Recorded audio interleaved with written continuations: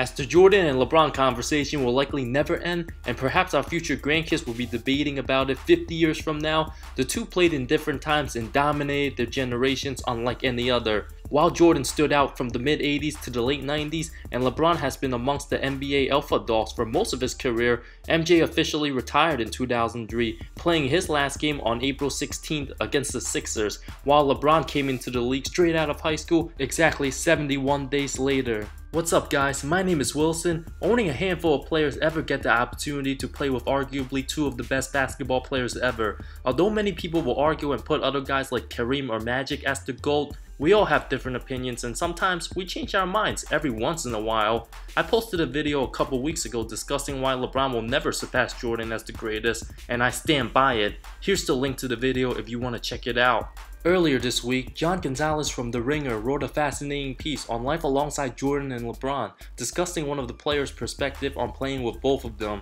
I attached the article on the description below this video if you want to give it a read. That player was none other than Brendan Haywood, who had a stellar 13-year NBA career and now working as an analyst for NBA TV and occasionally talking college hoops on CBS Sports Network. The former NBA champion with the 2011 Mavs started out his career playing alongside Jordan with the Wizards in the 01-02 season. Almost 10 years later, Haywood was a backup center for the Mavs who knocked off LeBron's Heat in the finals before playing his final season with the Cavs in 2014-15 right after LeBron came back from Miami. As most players never get the chance to play with these two greats, playing with Michael Jordan was an unbelievable experience for Brendan, as the six-time Finals MVP continuously watched film and basically took everything seriously, reading the scouting reports and doing all the little things to excel on the court. That's how Michael Jordan was able to take advantage of his opponent's weaknesses and explore it. So if a guy couldn't go left, Michael drove left and demolished them all game. Haywood also stated, Jordan was so intense at practice, for anyone who dared to challenge him, he made them eat their words. And of course, it happened to Brendan. Haywood came up to Mike one day and said, "Man, you don't shoot threes." Moments later, MJ pulled up from deep and dreamed in nothing but net. Jordan responded, "You grew up watching me, you know better." Remember, Michael Jordan already accomplished everything at that point in his career. He was 40 years old at the time, still grinding out, competing at the highest level. After a long road trip on a day off for the veterans, Brendan and the younger guys got to the gym at 10 AM. Before walking in, heard the ball bouncing. Saw Mike practicing, already sweating out, finishing his workout. When Brendan asked what Mike was doing there, Jordan replied, "Wrong question. The question is, why I beat you?" Already known as the greatest and most accomplished basketball player at the time, the 40-year-old Jordan was still the first one in the gym, working harder than everybody else.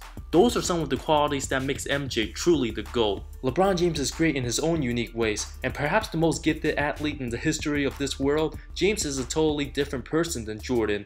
As you guys all know, LeBron would often invite teammates out to certain events, like going to an Ohio State football game before going on the road, or throwing a Halloween party once a year. LeBron genuinely loves to interact with teammates. As a people's person, James treats his team like a family. Brendan recalled the time when LeBron was sponsored by Samsung. Everybody on the team got free Samsung phones, and James just took everybody out. For Michael's approach, it was all about competition and being the best at everything. Whether it's playing cards with teammates, Michael Jordan just simply wanted to win at every little thing there was. As for Haywood's opinion, LeBron is a top 5 player, which most can certainly agree with, but nobody touches Michael, and if anybody can come close, he's not in the NBA right now.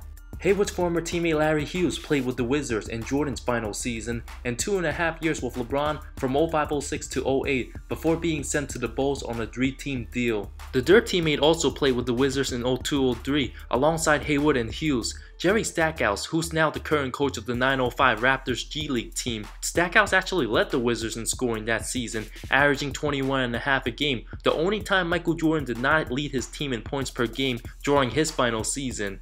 Many of you guys probably have forgotten, Stackhouse played 7 games for the 2010-2011 Heat team, averaging 7 minutes and 1 point a game before being cut a month after the season so they can make room for Eric Dampier. Scott Williams was the only other player who's played with both guys. As most young NBA fans probably have no idea who he is, Williams started his career with the Bulls during the team's first three-peat from 91 to 93, coming off the bench as a backup big man.